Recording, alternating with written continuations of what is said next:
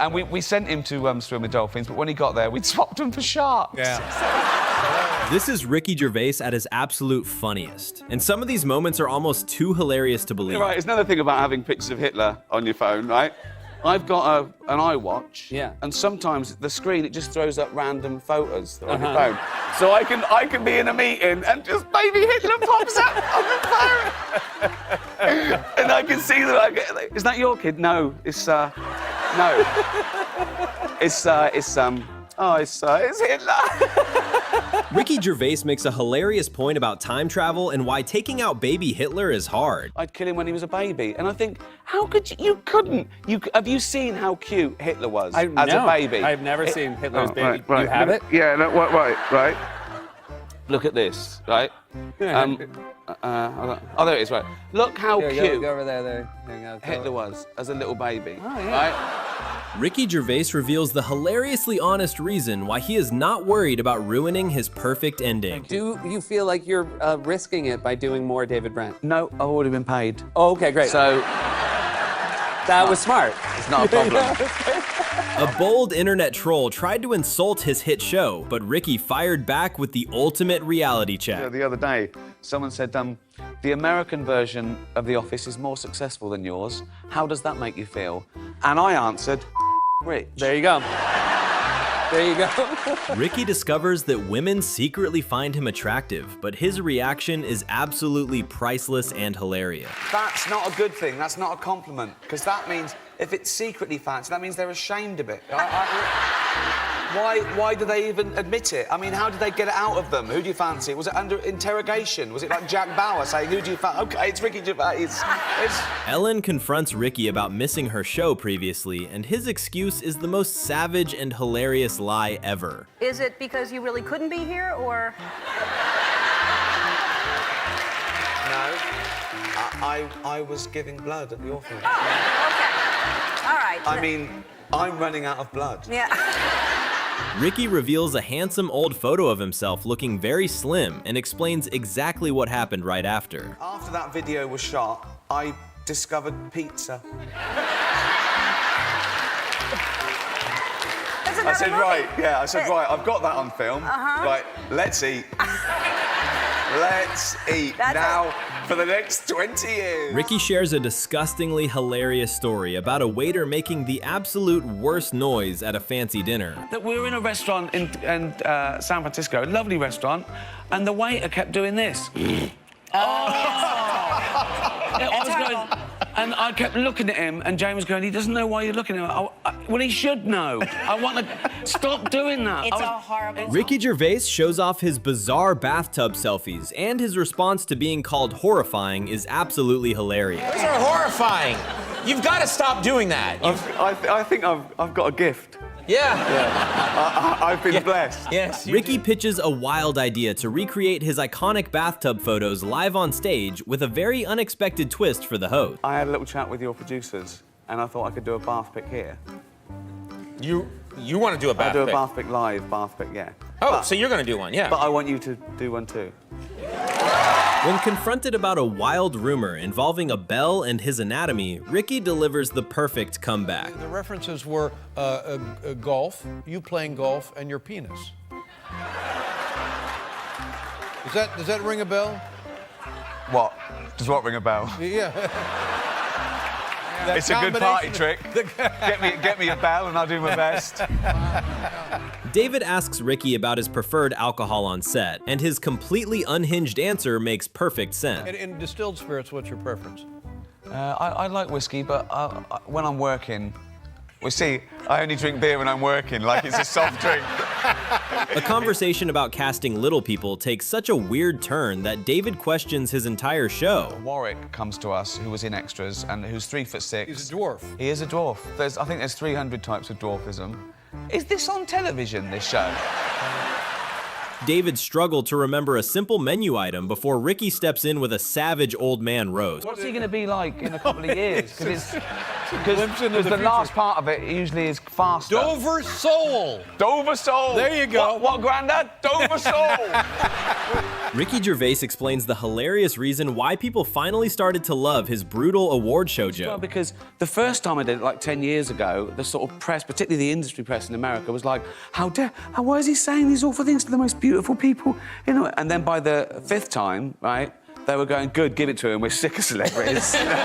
Ricky reveals the hilariously brutal reason why he would ever accept a British knighthood from the royal family. Was that any interest to you? Well, it's not like it was in the old days. If it meant I could go down the street on a horse with a sword killing people, then yes.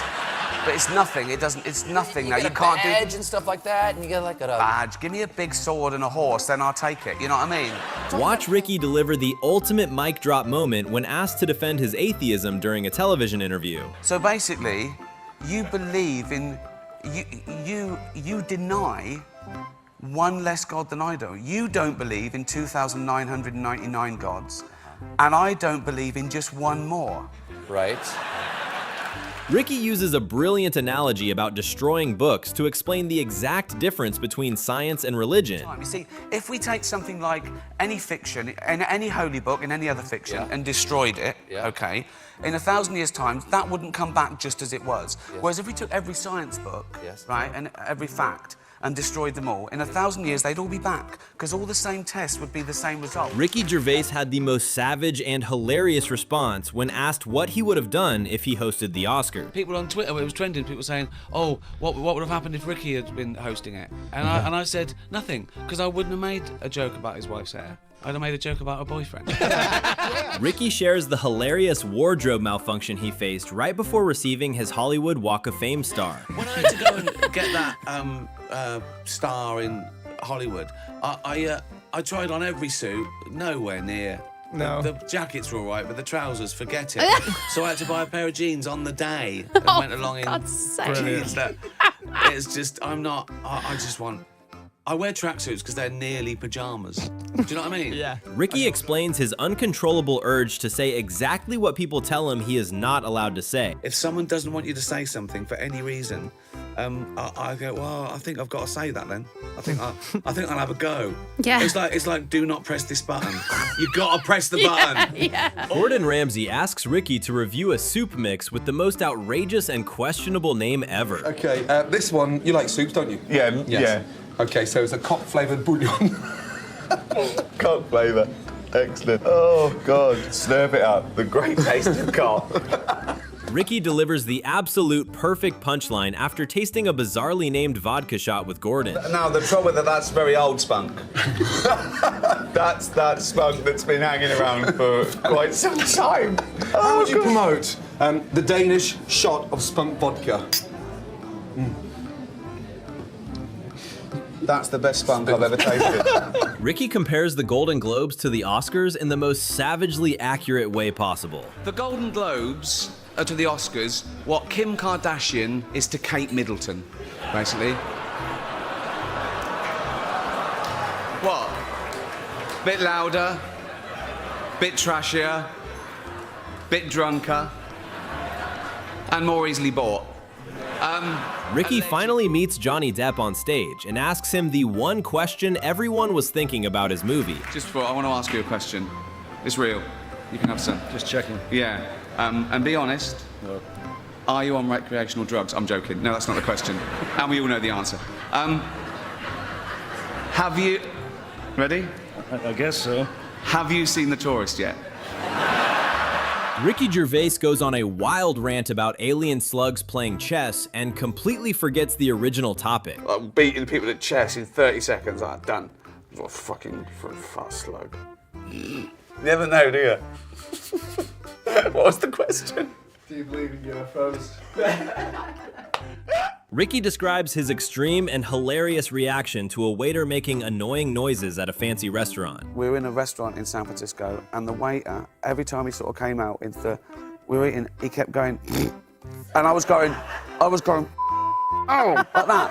And Jane was going, I was going, I just wanted to stab him. Ricky tells a funny story about confronting a stranger on an airplane and the awkward aftermath that followed. Twice, I checked he didn't have anything wrong with him. Do you know what I mean? Yeah, I was right. trying to figure Sure, that of out, course, because yes. that would be terrible. That's incredibly polite of That you. would- yeah. And I made a judgment call, and after the 15th time, he went, ugh, I went, mate, can you do it without the noises at the end? And then I had to sit next to him for 7 hours. Yeah. You know?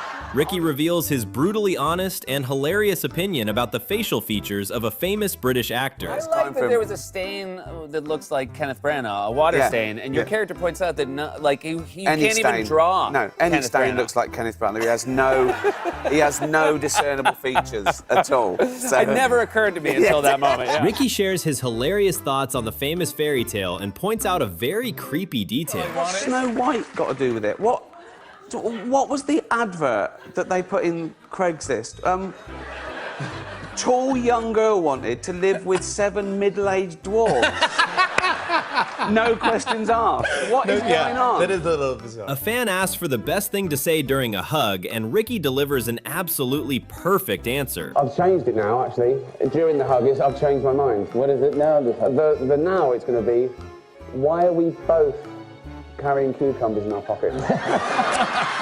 Ricky reveals the hilarious reality of surviving completely alone when his partner leaves the house. Jane went to visit her mum for 2 days once.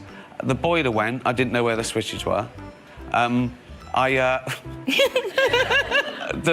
couldn't work the remote control. I didn't know there was about 5 remote controls, right? So Jane came home to find me under a blanket on the couch with the cat, freezing cold, right?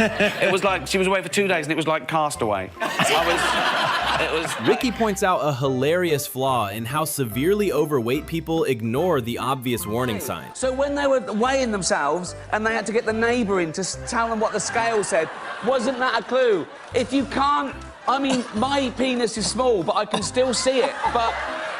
Ricky shares a bizarre but true story about a woman who found a wild loophole for her strict diet. So they wired her jaw together to try and stop her eating, so she liquidized 10 burger and fries a day. And she had a McDonald's smoothie every day. Ricky expresses his brutal and funny opinion on why banning certain medical words is a huge mistake. But the obese was the polite word. That was the polite word we invented, so we didn't have to say fat little.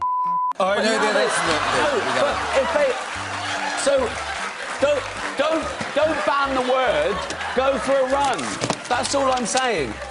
Ricky Gervais reveals the most hilarious and unexpected observation his friend made about a classic film. And Anthony Hopkins going, you see the deformation of the spine, the limbs, are the only things that are totally normal and untouched are the genitals. And Carl went, think of that. The one thing you would want like an elephant, and he gets the head. Ricky explains the absolute funniest and most awkward question ever asked during their travel adventures. I was editing the final episode, and Carl asked Warwick the funniest question I've ever heard anyone ask, and he's totally serious. He said to Warwick, he went, have you got knees? Ricky shares the brutal and hilarious reality check his mother gave him about his music career dream. And I went home one day and I broke it to my mum that I wasn't going to follow the academic route.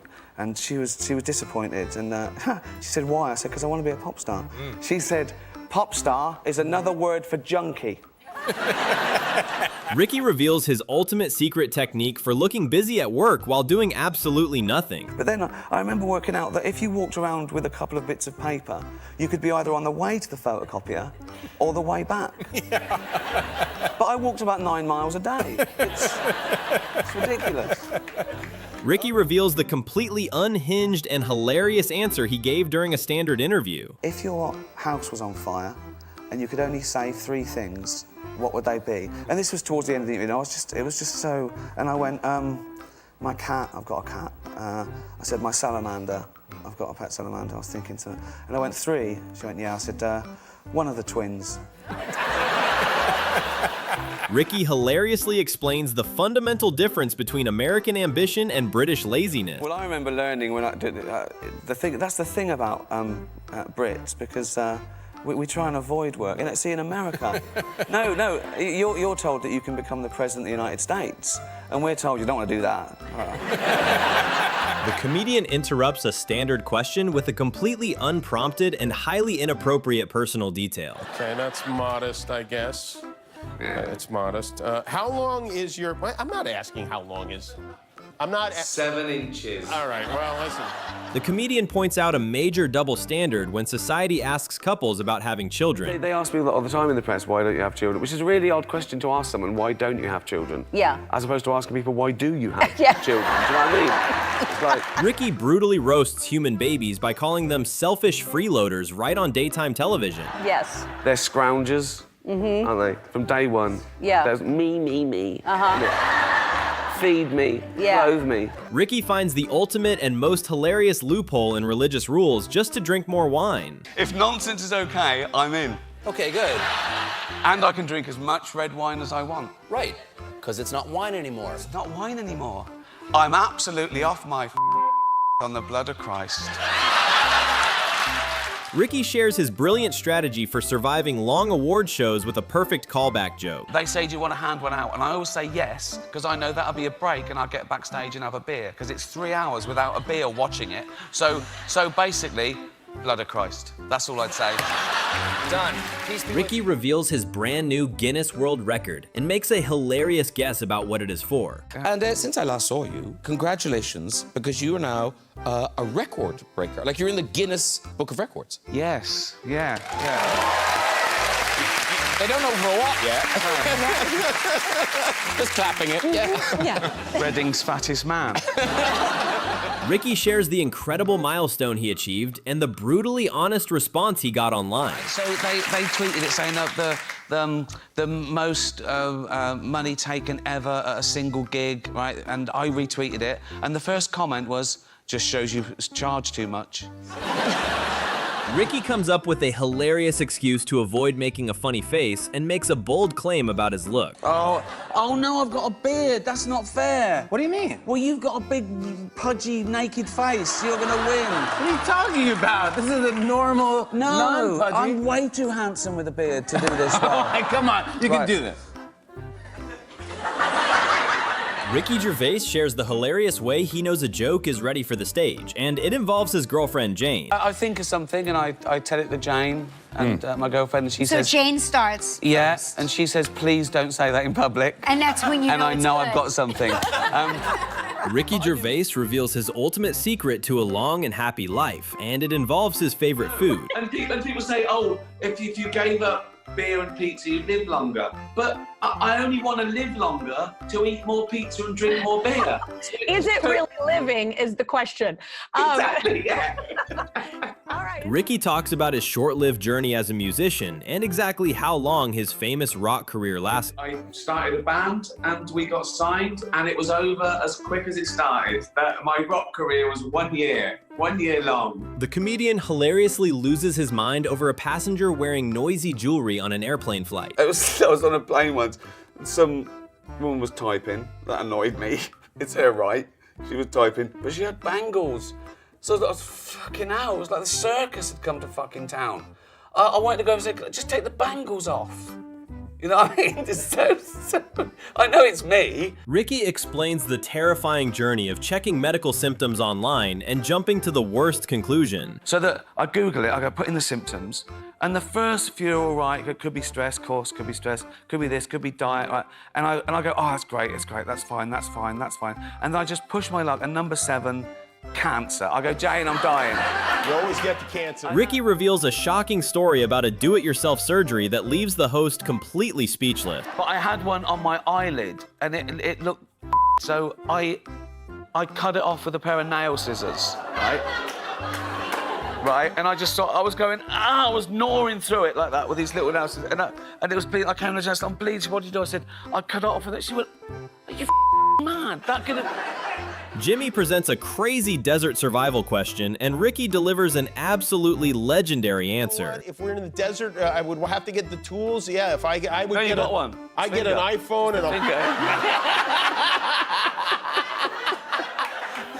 What if I needed a colonoscopy and you'd lost your fingers?